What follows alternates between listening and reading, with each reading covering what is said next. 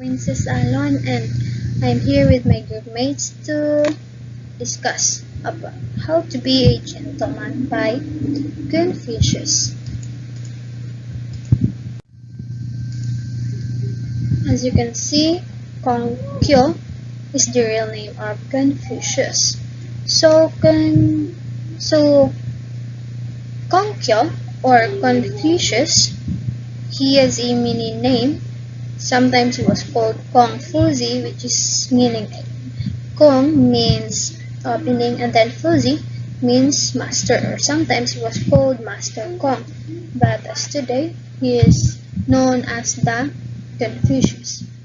Then he was born on 479 BC, then 551 BC. When he died, he was 71 or 72. And then it is obviously in the picture that he is a Chinese nationality, Kongkyo is the founder of Confucianism. So, who really Confucius is?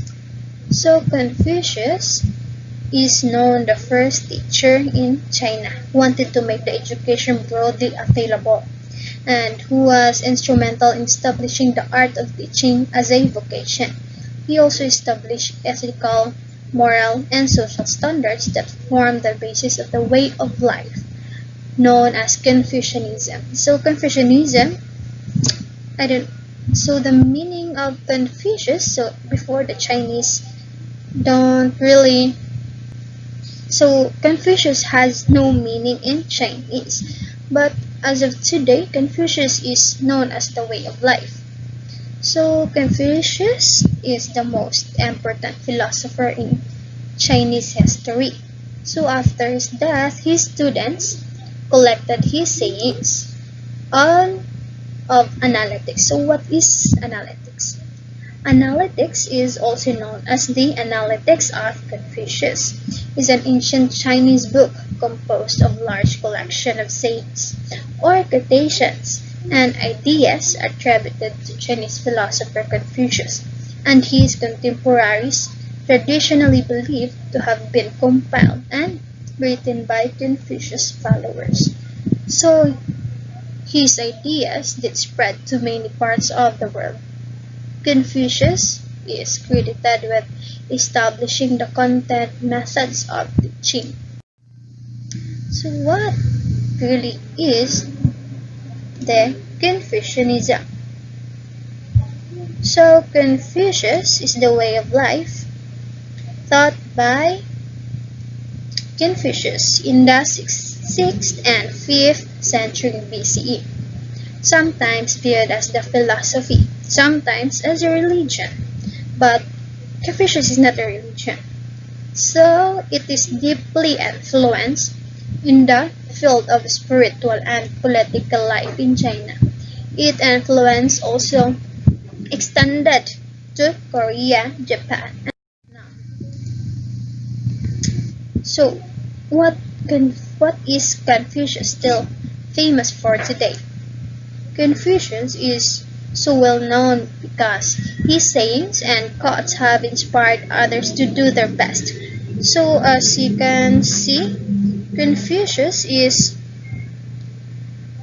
a way of life, but many people have inspired his sayings. So Confucius inspired the others. So his teachings are still an important part in Chinese education today. Confucius believed in moral values, and he encouraged others to follow his beliefs and to live in this way. So is Confucianism a religion? Though closer to a philosophy than a true religion, Confucianism was a way of life for ancient Chinese people, and it continues to influence Chinese culture today. This is why Confucianism is considered a philosophy rather than a religion, even though it is often lumped in with other major religions. So, as you can read, this is why Confucianism is considered a philosophy rather than a religion. So it is obviously not a religion. Confucianism is not a religion. So it just focuses or influence deeply in spiritual field, but it also have a similarities in a major religion, but all in all it's not religion. So it is called the Confucianism is not a religion, as what I've said earlier. It just focuses on spiritual or the way of life.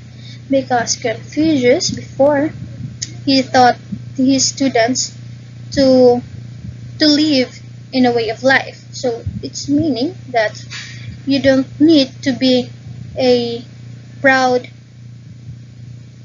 person.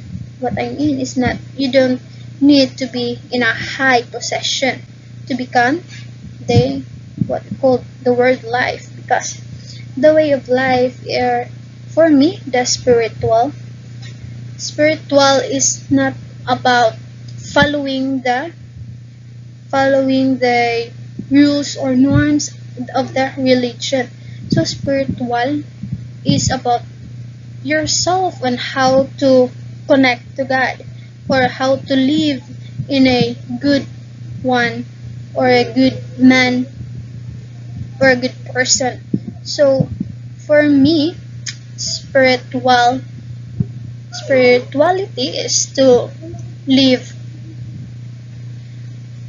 is to live with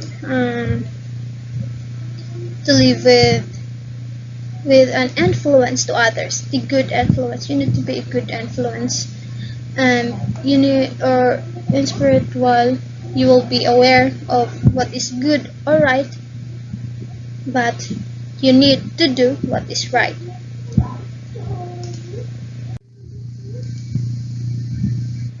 So when did Confucius teach?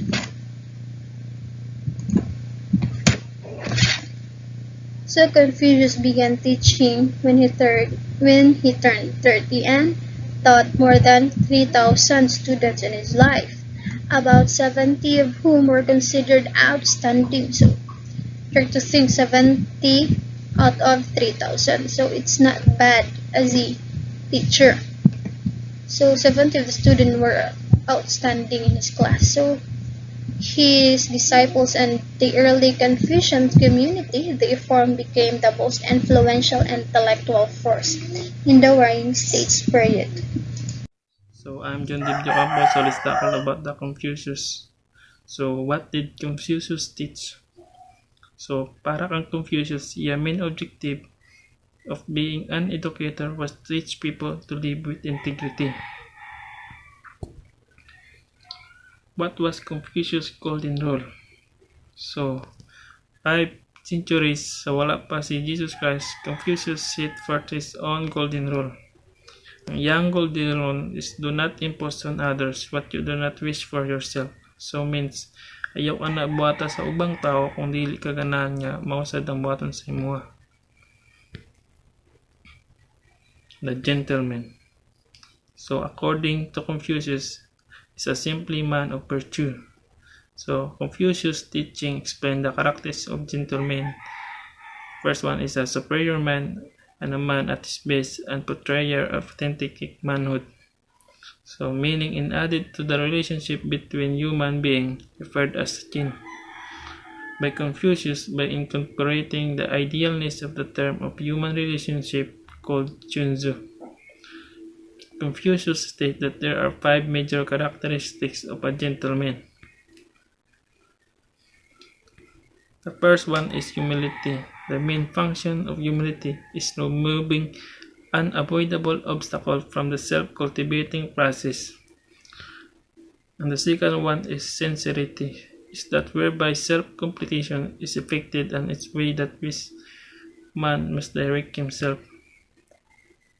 The third one is graciousness, the excellence of manners and social conduct, good manners, courtesy or courteous manners, suaveness, suavity, blandness or smoothness. The fourth one is magnanimity, literally the greatness of soul, also translated as pride or magnanimity. And the last one is diligence. The mechanic that would perfect his work must first sharpen his tools. So, the five virtues of Confucius. The first one is Jen, that stands for goodwill, empathy, and generosity. The second one is Ye, stands for rightness and duty as a guardian of nature and humanity. The third one is Li, stands for right conduct and propriety, and demonstrating your inner attitude with your outward expression. And the fourth one is Chi, stands for wisdom. And the last one is Sin, stands for faithfulness and trustworthiness. The three major teachings on Confucius. The first one is filial piety, and the second one is humaneness, and the third one is ritual. Filial piety in Confucian, Chinese, Buddhist, and Taoist ethics. And filial piety is a virtue of respect for one parents, elder, and ancestor. So the filial piety is written around the period of Kinnan. And the second one is humaneness or reign. So in Chinese, humanity, humaneness, goodness, benevolence, or love. While humanization Zen, the foundation virtue of Confucianism. It characterizes the bearing and behavior that pragmatic human beings exhibit in order to promote a flourishing human community. The last one is ritual or Li. So in Confucian, concept of often rendered as a ritual is proper conduct or propriety. Originally, Li denoted court rites performed to sustain social and cosmic order. From customary patterns, Li came to mean conventional norms, yielding new concept of an internalized code of civil that defined proper human conduct.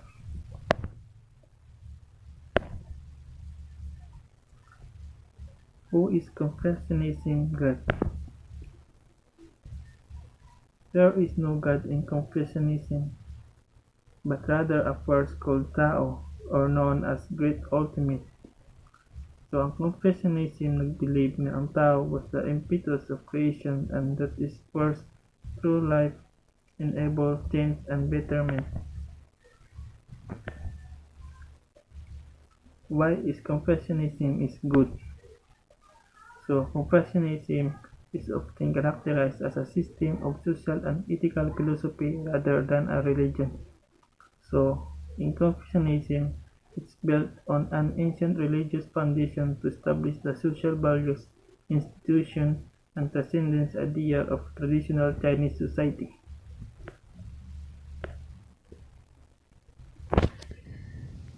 Good day everyone, my name is Gulay John DG and we will tackle about the four main principles of Confucianism. So first, the concept of respect for autonomy.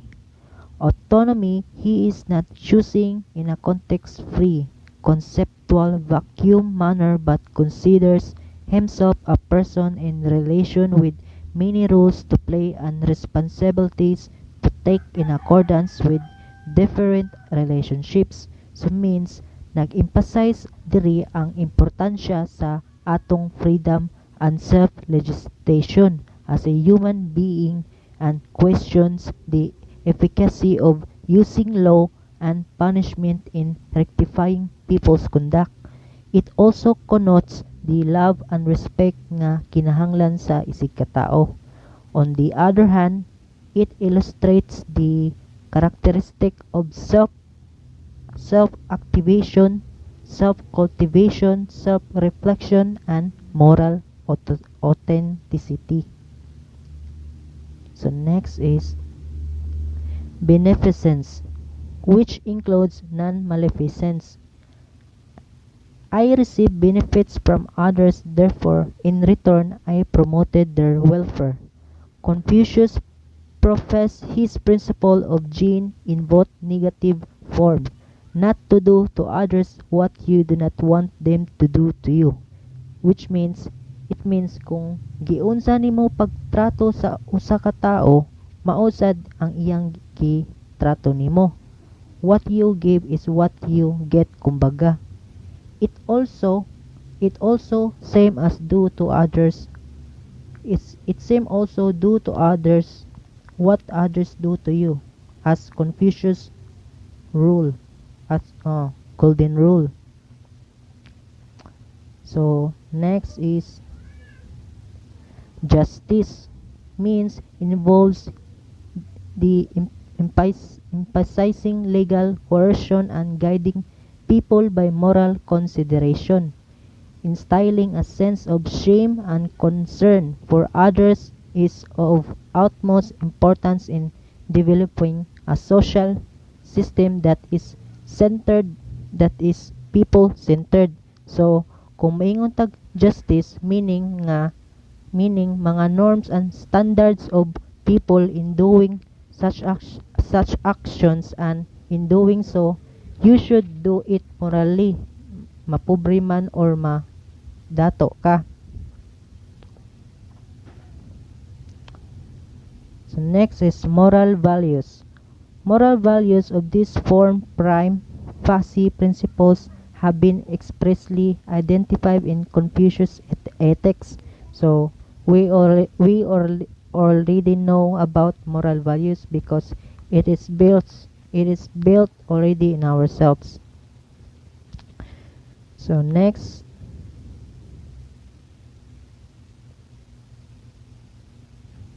what are the core of Confucianism? There are few core values for Confucianism. One is called Zen. It prioritizes human-heartedness, goodness, benevolence, dignity for the human life, and last but not least, characteristics that make humans, something that makes what they are. So Zen, it prioritizes human-heartedness, goodness, benevolence, dignity for the human life, and the cause characteristic that makes human to human itself. Sunod ang Li. Li is the principle of gain, benefit, order, priority, and the concrete of guide to human action. So these are the two meanings within Li. So ang first is the ways things should be done in one's social life. For example, the relation between the father and son, the father should love the son and the son should respect the father. And the second is the principle of social order, which you will comply to the norms of Zen. So next is Ye. It focuses on the righteousness and also emphasizes a moral sense, which is the ability to decide what is wrong and right. So next is other values are Shen, knowledge. So ang Shen refers to keeping one's word and being faithful. Then ang Z, integrity, the ability to distinguish between right and wrong with wisdom. Next is Shao, filial piety, the attitude of elevation and core toward one's parents and and elder family member that is the basis of individual moral conduct and social harmony. Next is Young, bravery, means brave or perpetual. And last is Shu, forgiveness. It is a self-reflection and explained by Confucius as negatively Pei's version of the golden rule. What do you not what do you not desire for yourself, do not do to others.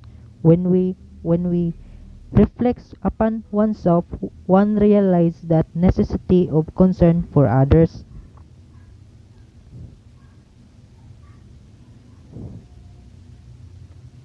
So next is,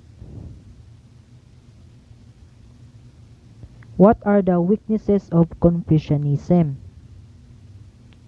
Confucian theory mainly uses ethical relationships to create self and social identities, causing problems of identification in public life and hindering the expression of moral feelings and actions, thus revealing a weakness in public morality. So, ang main nga gi-emphasize sa Confucian theory is about man sa reflection towards characteristics sa tao, no?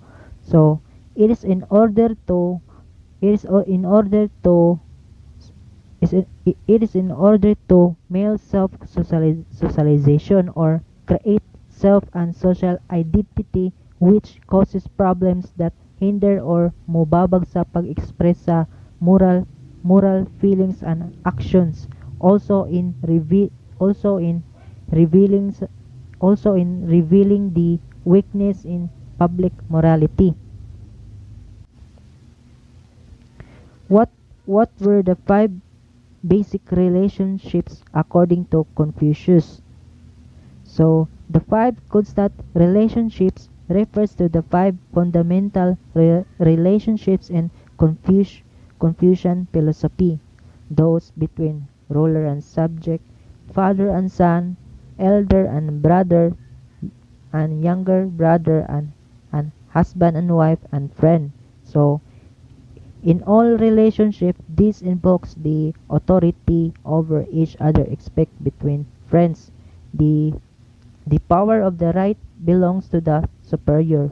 For example, kanang the older people over younger, and to man over woman, each people has to respect the superiority. The subject to his ruler, the wife to her husband, the son to his parents, and the younger brother to the older brother, to the elder brother. So most of these relationships deals with the family, and the love between family is perfect. Everything will be perfect from perfect perfect from home to village to the empire. So next is, what inspired Confucius? Patriotism was the driving force for the young Confucius, and he set his sights on an official career as a means to apply his political ideals. He had gained some fame by the time he was 30, but it was not until he was 51 that his official life really assumed great importance. So, what does Confucius say about love? So, Confucius quotes, so his teaching valued the self, personal growth, and the respect for others. Love others as you would love yourself.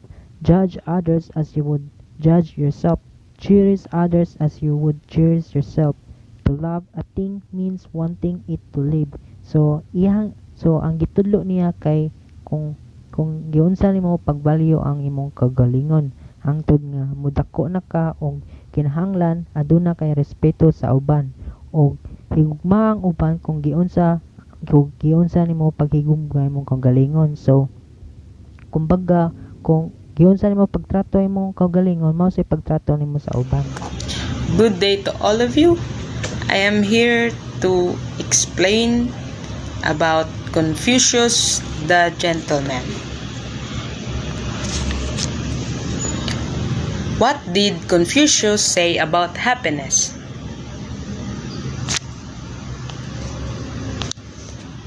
So, according to Confucius, happiness consists primarily not in pleasure, but in ethical pleasure, The good life is not a life in which all or most of one's desires are fulfilled, but a life in which the satisfaction of prudential desire is subjected.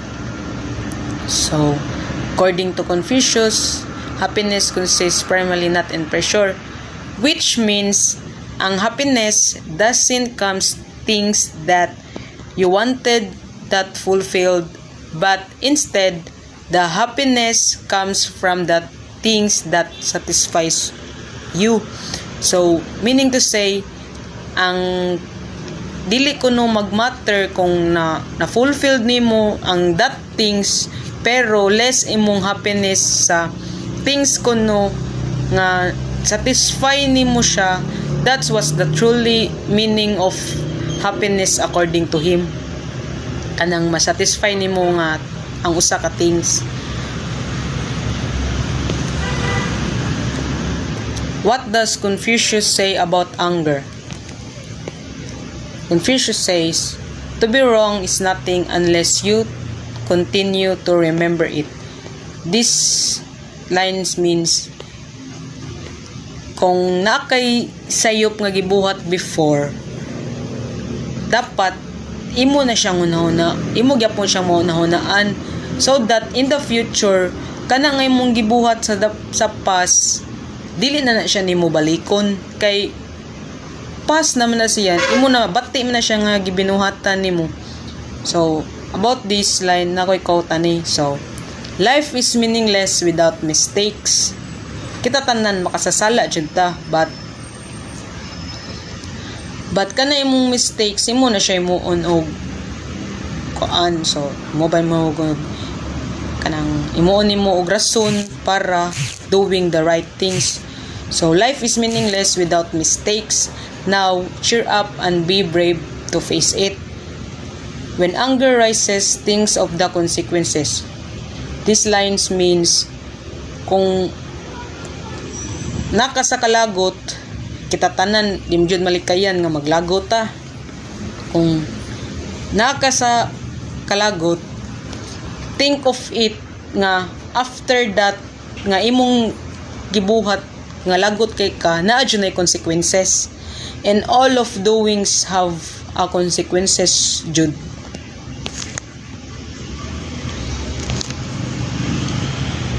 What did Confucius say about life? Almost nothing is known of his early life, although Confucius did summarize his career this way. At age of 15, I set my heart on learning. So sa pag-edad ko nun niya o 15, iya ko nung gi-set iyang heart para sa mga butang nga ganahan niya katunan. At the age of 30, I firmly took my stand. So iyang mga kuan nga nang pidi na siya, ni barog na siya siyang kagalingon, ni wala na siya nagsalig. So at 40, I had no delusions, and at 50, I know the mandate of heaven. At 60, my ear was attuned. At 70, I followed my heart's desires without overstepping. Confucius' impact on people's lives. The beliefs or the belief of Confucianism made woman subordinate throughout the religion. This reaffirmed the claim that women were not as powerful or wise as men. So why in our world an equality among women and me? I think it is really good. Therefore, many countries did an equal and the same rights to all people. The ideology and culture of Confucianism have the effects of maintaining kingships, regulating confliction, and stabilizing society. Confucius' impact on society. Confucianism brought a stability into a country which had been affected in many ways from previous changeovers in dynasties. Confucius enforced through his philosophy and turned ancient China into structured society. This structured society was based on work effort by the social class. Every people have their own place, but as in Confucius' teachings, no one can humiliate other according to his status or class. Everyone fulfills their responsibilities and create a harmonious situation where the whole country prospers.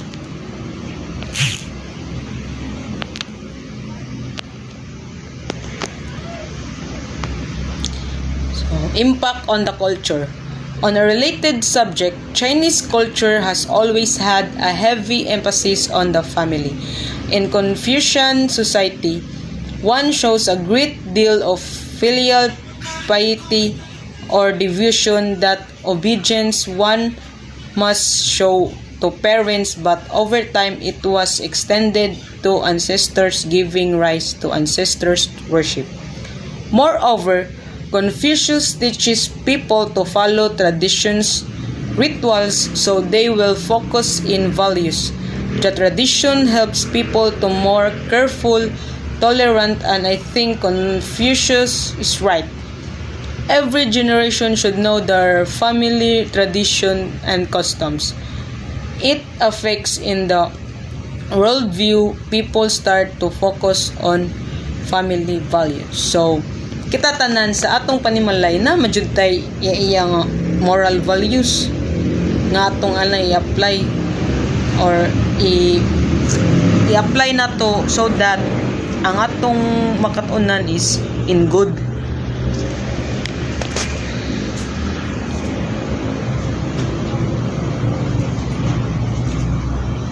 Wherever you go with all of your heart. So simply means bisan asa ka mo adto, kuyog with all your heart, or bisan asa ka mo adto, or bisan unsa pa imong buhaton, dapat ikaw sa imong self magpakatotoo jud ka. Dili ka mag plinastic or whatever ng imong buhaton. Dapat be yourself. And be yourself always. So, and life is too short. All you want to do, or kung unsay ganahan mo baton, din go. As long as wala kay gi-lockdown nga tao, then you only live once. Okay.